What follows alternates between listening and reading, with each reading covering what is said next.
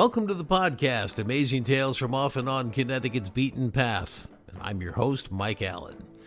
So it's true this is a podcast about Connecticut history, and today we're talking about Plymouth, Massachusetts, where the Mayflower boat landed, but there's a good reason why, and it turns out there's a connection between Connecticut and Plymouth Plantation, which we'll go into a little later on. Our guest today is going to explain what it was like for those intrepid pilgrims who arrived on the original Mayflower in 1620. He's Jack McLaughlin, and he's an interpreter on the Mayflower II Museum boat in Plymouth Harbor. It's an exact replica of the original Mayflower. He's going to be along with some of his incredible stories in just a moment. This week's trivia question: the 1,500 horses used by French General Rochambeau when his soldiers helped the Continental Army beat the British in the Revolutionary War had a problem. What was it that made it difficult for the horses to function as intended? We'll stick around after the main program for the answer, because then you'll know the topic for next week's show. Amazing Tales from Off and On Connecticut's Beaten Path is brought to you by our sponsor, Yale New Haven Health. Yale New Haven Hospital was the very first hospital in Connecticut. They opened their doors 200 years ago and later introduced the entire country to the use of penicillin and chemotherapy.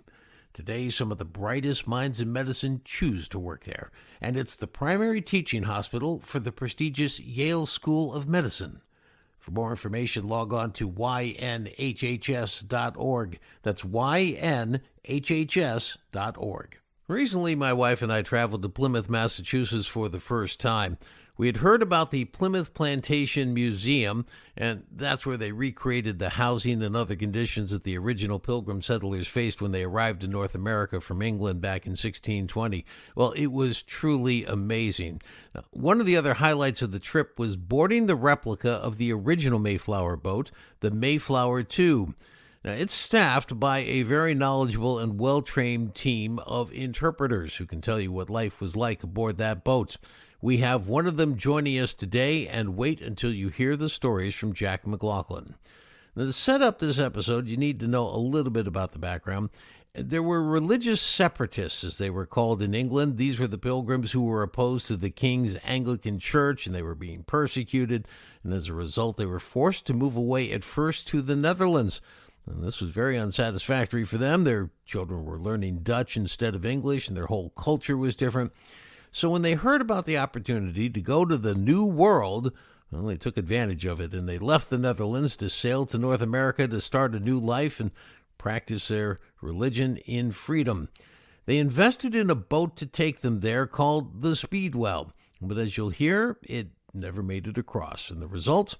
Well, those separatist pilgrims had to cram in with other pilgrims. These were the ones who were along for non-religious purposes. So in all, 102 passengers crammed on a ship that was not designed for that number. Well, the Mayflower, it turns out, would blow off course. They didn't hit their main target, ended up on Cape Cod, and that posed some legal concerns leading to the drafting of something called the Mayflower Compact.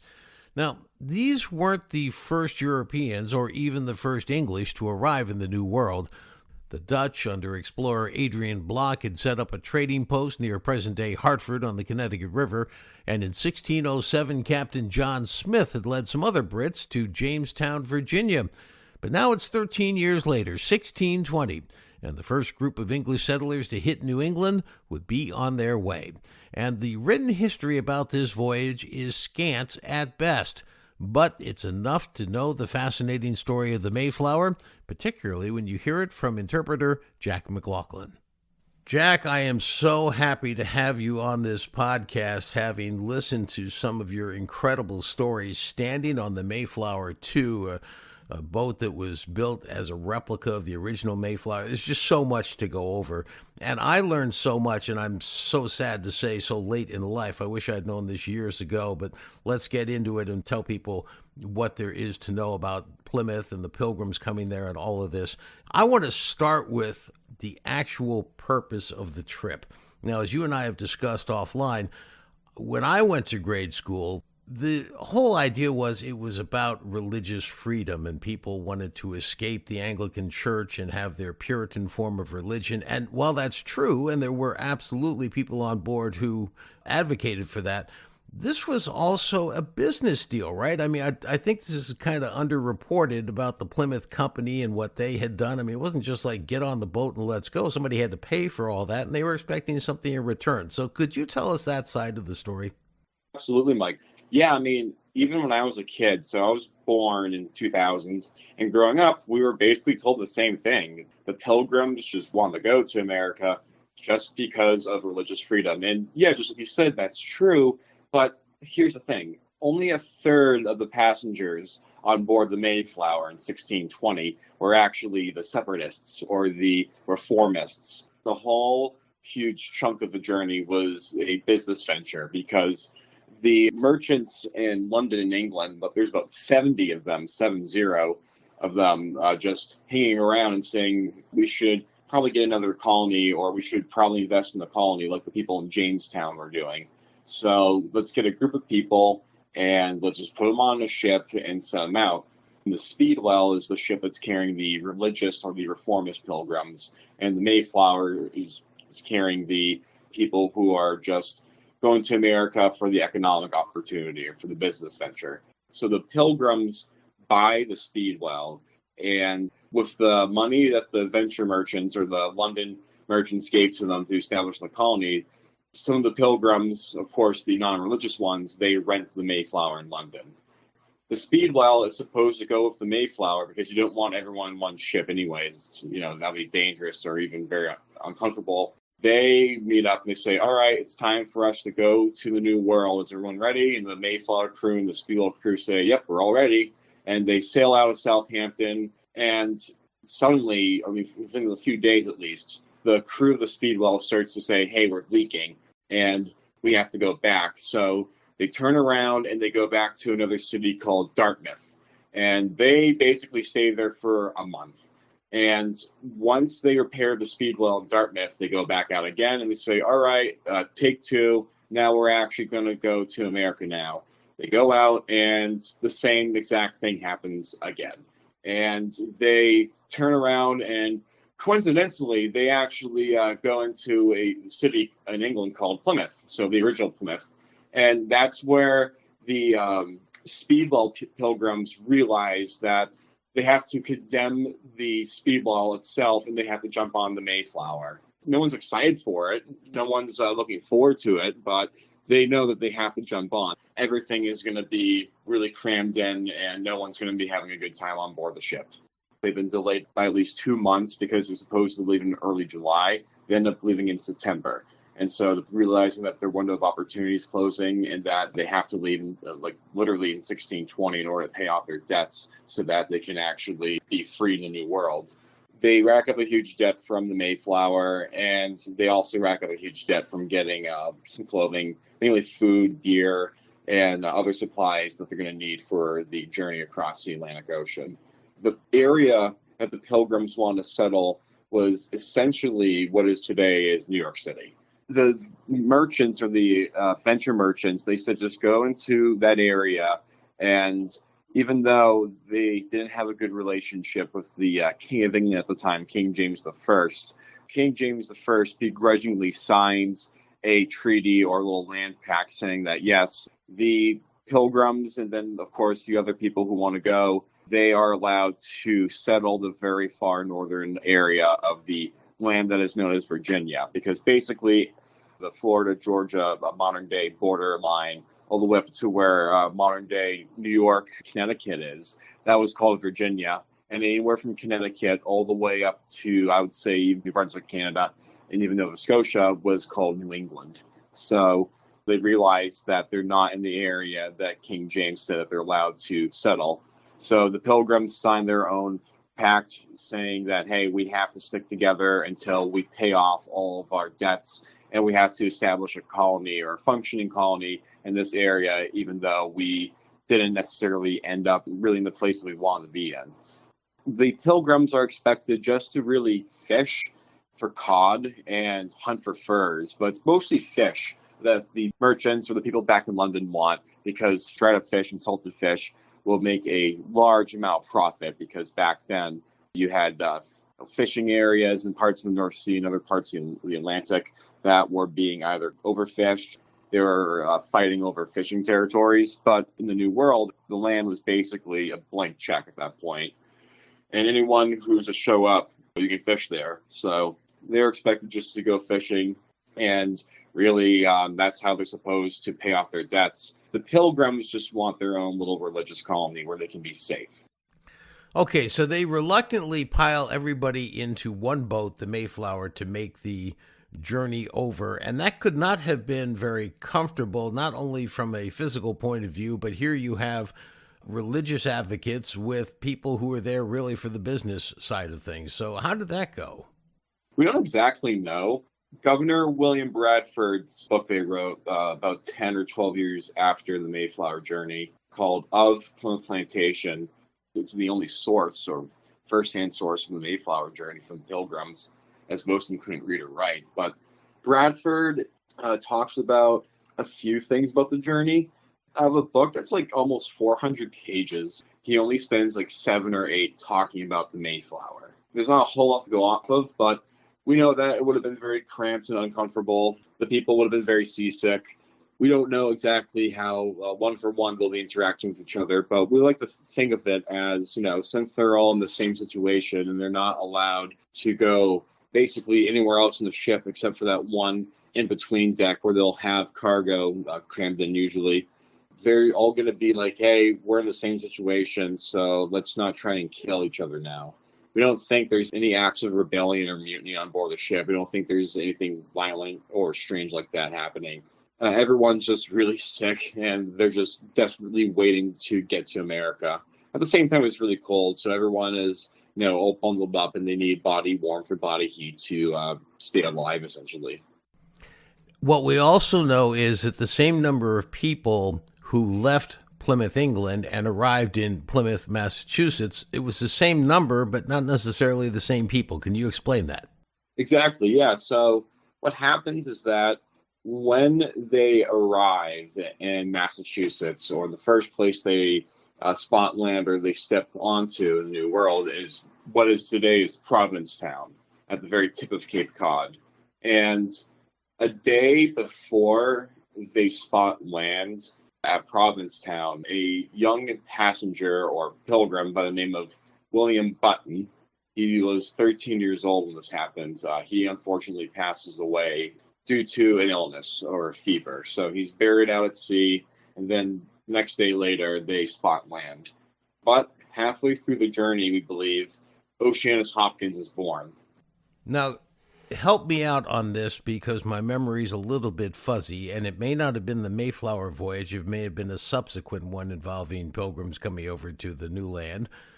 But I've heard a story where somebody fell overboard, and normally that would have been a prescription for death. They wouldn't turn around and get you. That was just it. But there happened to be a rope floating in the water, and he grabbed it, and he has some impressive credentials in terms of descendants who came from him. Is this the Mayflower story, or is this another one? Yes, that is the Mayflower story. That is the story of John Howland. So John Howland, he is a 17, maybe 18-year-old indentured servant who is working for the Carver family. So John Carver, the father of the family, he is actually the first governor of the colony.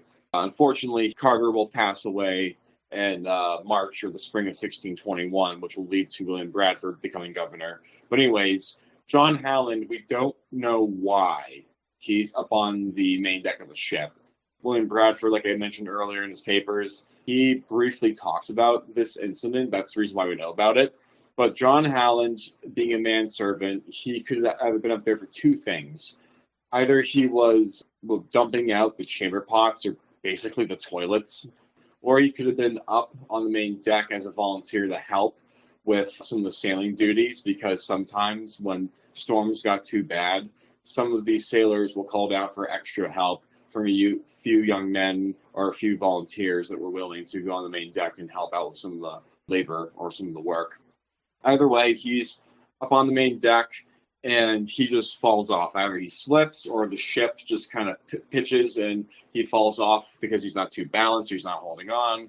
Gust of wind or huge wave. Either way, he's in the water. And like you said, yeah, that's basically a death sentence back then, because back in those days in England, they didn't believe in teaching people how to swim. They thought that if you were to swim or submerge your body into cold water or just into water in general, you will get ill or you'll become sick. So he doesn't know how to swim. And in order for them to turn the ship around, they'll have to do a very extreme maneuver with the ship's tiller and rudder. And they would have to basically do that maneuver for half an hour straight. So it takes them half an hour to move the ship in a 180-degree turnaround. And the water is also freezing because this is happening in October, and there's a storm, and the Atlantic is very cold during the fall and winter. How does he survive? He's holding on to a rope called the halyard line. It's basically a rope that's tied or attached to the topsail, and it basically helps you take down or lift up sails or just do work on that part of the ship. But he's holding on to it, and the sailors notice that he goes overboard, so they haul him back up onto the main deck. They tell him to get back down to the in-between, and Howland is sick for about a week or two, but he survives, and he'll go on to become a very successful or prosperous landowner. He will have quite a few children with his wife. When John Howland passes away at the age of 76, 77 years old, he will have about 88 confirmed grandkids.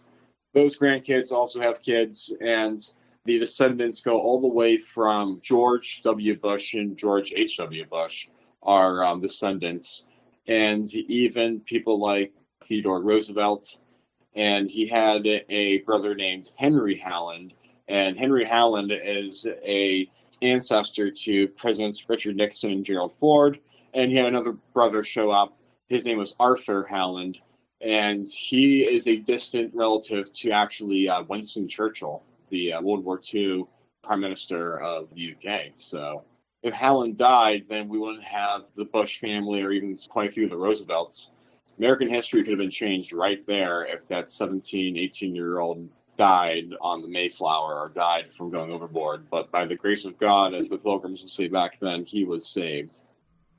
One of the points I really want to focus on is we spend so much time talking about the Declaration of Independence, the U.S. Constitution, royal charters that set up governance systems in Connecticut for almost 200 years.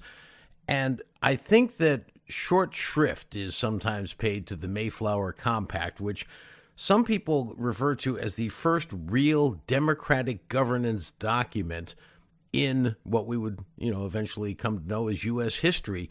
Could you spend a little time talking about maybe what was in that document and why it was so important?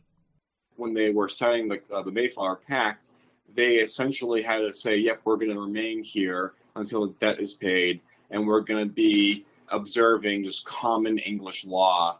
We're going to have maybe a little bit more of a liberal view on what we today is called, free speech. The Mayflower Compact was really in effect in the colony of Plymouth itself up until 1691, and that's when Governor Sir William Phipps arrives to Boston, and he says the king in England, they no longer want to see Plymouth and Massachusetts Bay colony be separate, so they basically merged in 1691, and it becomes the Dominion of Massachusetts. So the Mayflower Compact is essentially made obsolete when that happens. But still, yeah, it's the first significant piece of legislation that people in the New World sign, because it basically says, look, we're not going to allow this colony to go into chaos or to descend in fighting.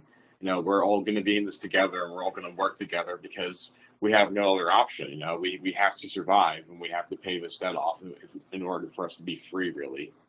And that leads perfectly into the discussion of what conditions were like when they arrived, which was simply barren land. They had to get off the ships, come inland, build houses. They had a lot of sick people on board. They had just spent 2 months, which is, I think, hard for people to stop and really think about, through violent storms, seasickness, horrible conditions. 2 months, they finally get there. Then they can't just go on land and go to a house because there are no houses. So what was it like? Yeah, so they show up and it's completely barren. There's probably about like a foot or two of snow on the ground. Average temperatures back then will be ranging anywhere from, probably the negatives into maybe like the early 20s or teens. And the winds going from anywhere from 30 to 50 mile per hour. It was very brutal. It was very, very cold and very cruel towards the Pilgrims, because as they arrive, they think that they might have a small window of opportunity or a small chance to maybe forage or maybe farm some stuff. But no, they arrive in basically the dead of winter, and they realize that it's very barren. We can't just keep, looking around for stuff on Cape Cod. So once they go around the hook or the arm of Cape Cod, they sort of head north, and that's when they find Plymouth. They like Plymouth because it has a bunch of trees, or overabundance of trees and timber, and it also has various sources of fresh water. And it also has a harborage or a bay that is very unfriendly towards foreign ships. So if they try to get invaded, then the bay will act as a natural defense barrier against those who want to come in. They realize that they land here at the wrong time, or the worst time possible, and that's when about half of the colony passes away. So out of 102 people, only like 49 or 50 are going to make it, onto land in the spring of 1621. So you have to stay on board the ship for 4 months straight, just hanging around in the bay near Plymouth. And yeah, if you're a pilgrim, you're just going to be on the ship for 4 months straight, trying to survive that first winter. And there's barely any heat. There's no fires, really. There might be one fire, but it's very small. It's bad, but no, suffering causes them to bond together. So they become the first British settlers to come to the New England part of the New World. They're it. Their first crop season wasn't all that good, and the Native Americans came to help them out. And what did they introduce to them that was the savior? First of all, they taught the Pilgrims how to properly fish. They learned how to basically cast these gigantic nets into the ocean. They learned the exact best fishing spots. And then, of course, the whole entire idea of planting in America was fairly different from planting back in home in England or in Europe, because when you're laying down seeds for the harvest, they would do it later in the spring or almost like early summer. And Massachusetts or New England, you have to do it earlier. You have to do it in like late winter or early spring.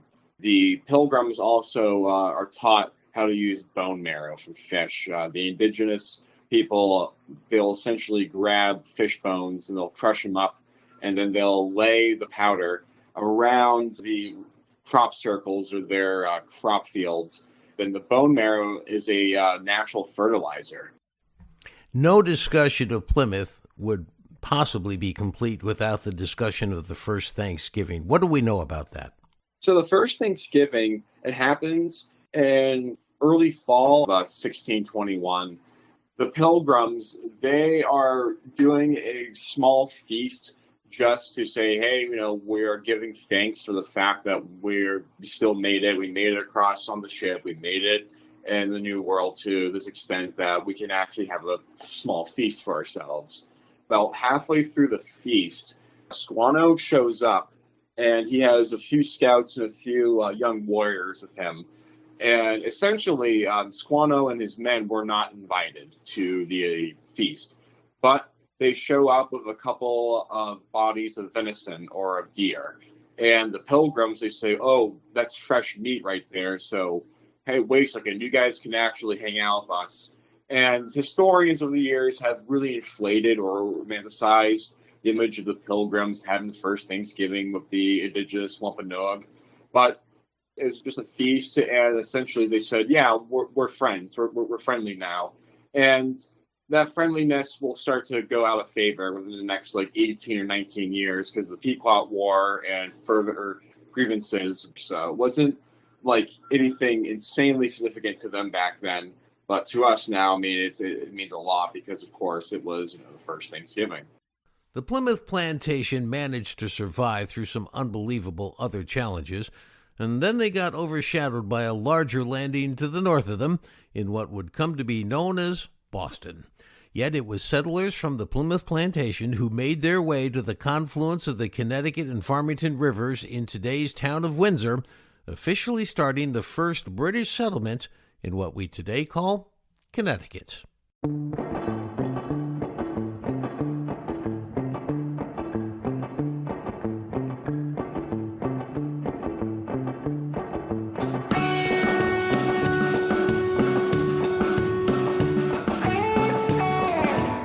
that wraps up this episode of Amazing Tales from Off and On Connecticut's Beaten Path. Incidentally, that rope that young John Halland held onto after he fell overboard, well, it wasn't even supposed to be there. It was supposed to be tied up and secured on the main deck, and had it been, well, the Bush and Roosevelt families wouldn't have developed the way they did. I want to thank our guest for today's program, Jack McLaughlin, interpreter for the Mayflower II Museum in Plymouth, Massachusetts. The answer to this week's trivia question, the question was, the 15 horses used by French General Rochambeau when his soldiers helped the Continental Army beat the British in the Revolutionary War, had a problem. What was it that made it difficult for the horses to function as intended? Well, the answer is, they were North American horses. They only understood commands given in English, not French. And so Continental interpreters had to travel with Rochambeau's forces as they marched from Rhode Island to Virginia. Well, next week on Amazing Tales CT, we're going to have a look at not only what it was like with the horse language difficulties, but all the other incredible logistical hurdles as well. Amazing Tales from Off and On Connecticut's Beaten Path is a production of True North Associates, LLC. This is Mike Allen. Be safe and please stay healthy.